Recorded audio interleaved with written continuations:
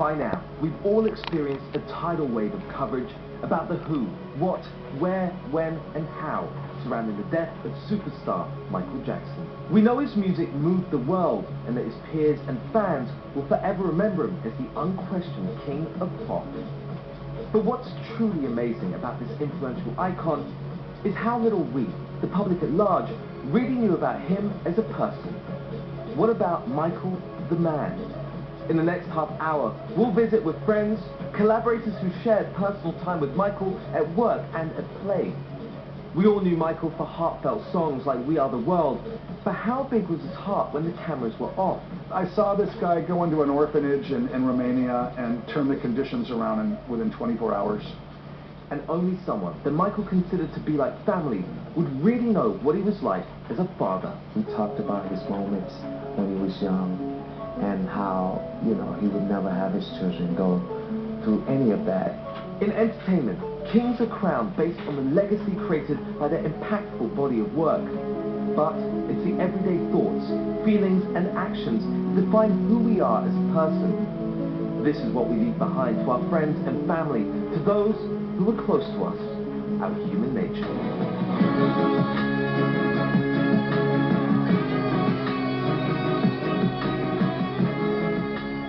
I'm Tim Cash, and welcome to Michael Jackson's Human Nature.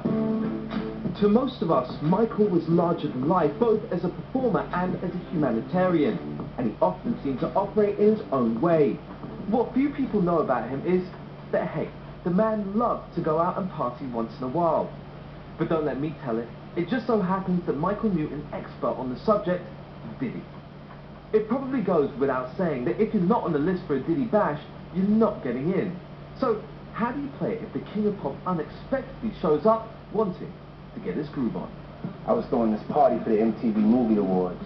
I was starting to plan to really do my entree onto the scene as an actor. I invited everybody. Everybody was there. The Beckhams was there. And I remember Beyonce was there. Jamie Foxx, Ashton, Cameron Diaz. I remember Will Smith, Chris Rock. Everybody that was moving and shaking in Hollywood. So the party's going on, the party's off the chain, the party's already a success. I remember Beyonce had just dropped Crazy in Love. I remember that's what was just killing the dance floor. And she was there. And so I remember the DJ, he ain't played yet, and the dance floor was warmed up, and everybody was saying, we want to hear the new Beyonce joint. That's how hot it was. Security comes to get me and says, you have a guest here who wasn't on the list. And I'm like, who? He's like, Michael Jackson. I'm thinking they joking around. I'm thinking like, they trying to maybe punk me. This is like I think Punk was out during this time. I'm not knowing what's going on. So then I go towards the back by like where the catering was, and it's Michael. I'm like, Michael, what's up? Like, what you doing here? And he was like, I'm here with Brett Ratner. We came to the party. Is everything cool? Can we come? And I was always, impressed on how down to earth he was. But this is like extra down to earth. He's like asking, is it all right to come to the party? He's saying like, this party's really hot. You got to invite me to more of your parties.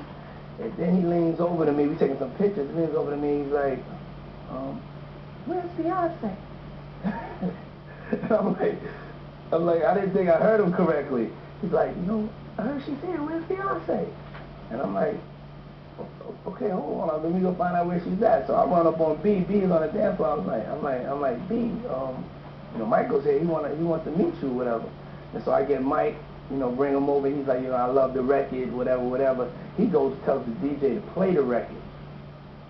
DJ plays the record, and I recall them dancing. I don't want to be quoted for that. That could have been in my imagination, but I do recall them dancing or something. But even if they never danced, that's the way it is in my mind. But I'm pretty sure that they did dance. But the whole recollection of that, it was so real that Mike recognized the greatness in Beyonce early, and didn't have no ego about it, and was ready to meet her and give her hugs. And he was also ready to go for his as a man. I think we all as men at that time wanted to dance with Beyonce. And I remember Michael had the courage enough to come to the party, ask for Beyonce, and even dance with her. When we come back, we learn what Michael Jackson was like as a father. Plus, how Michael stepped in to help save an orphanage in Romania. And how do you play if Michael Jackson wants to go out and catch a movie? Akon explains. And I'm looking at these kids' faces, and they not even knowing that Mike is standing right next to me. Like, if they only knew this guy was standing right next, you know how much havoc that would have caused up in that place?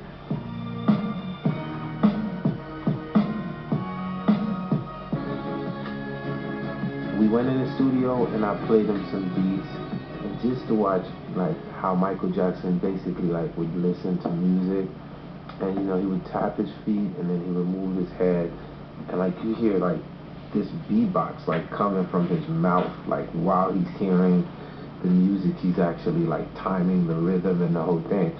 I mean, it was really amazing to see. Welcome back to Michael Jackson's Human Nature.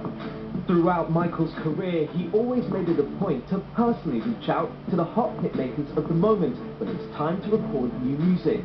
And rarely did these star artists miss an opportunity to work with the king of pop. One artist who got that opportunity was Akon. A couple of years ago, Michael invited him to a studio in hopes of writing new music. What resulted was one of the most memorable moments of Akon's life. Like, my favorite moments was the day we actually met, because I didn't expect him to be that cool. You know what I'm saying? I'm expecting him to be this diva, this, you know, hard to deal with, barely speak, you know, gotta send his message through somebody else. You know, like, these are the stories that you hear. You know, so I'm going upstairs and I knock on the door. His bodyguard opens, said, okay, he's waiting to meet me. So I walk in, and he's in a spinning chair, but he's facing backwards. So I walk in the room, and his back is turned. And the guard said, here's Mike, you know, Akon's here. So he just spins around, and just, like it was all choreographed, right? So up top, I'm like, oh boy, you know what I mean? And as soon as he turns around and gets up, yo, what up, man? I was like, what up, Mike? And he gave me a pound, we hugged each other. He said, yo, man, I've been waiting to meet you for so long, man. This is a great honor. Thanks for showing up. Thanks for making the time. And in my mind, I'm like, no, I should be thanking you right now for making the time, you know? But it was the craziest thing, because we sat down, we talked about Africa, we talked about my foundation, we talked about the music, we talked about girls. Like, we had a great, like, incredible time that day. I love movies. He was a moviegoer. He loves movies as well. And he's like, yo, man, I gotta take you to this theater. This new technology they got is like 4D. Like, it feels like, you know, the images are right in front of you, like you're actually in the mix of it. And I was like, nah, I know 3D. He's like, no, listen, you gotta check this out.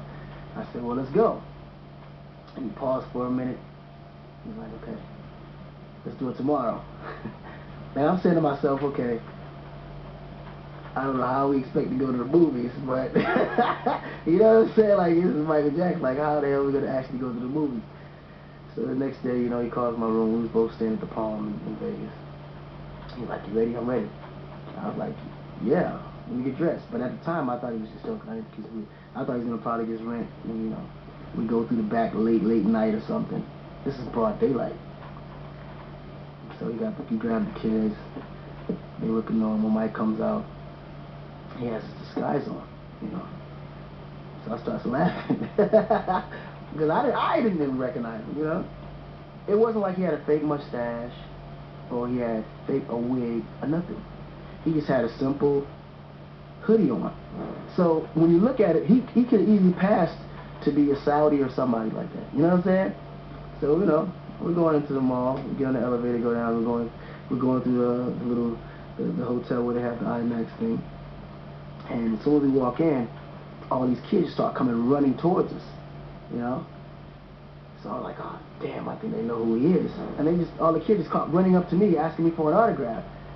So I'm like, okay, I should just go ahead and, should I just toss him off before they recognize who he is, or just play it cool? So he shakes his head and like, as if, yeah, go ahead, do what you gotta do. So I said, I'm signing autographs, taking pictures, and I'm looking at these kids' faces, and they not even knowing that Mike is standing right next to me, right? If they only knew this guy was standing right next, you know how much havoc that would have caused up in that place?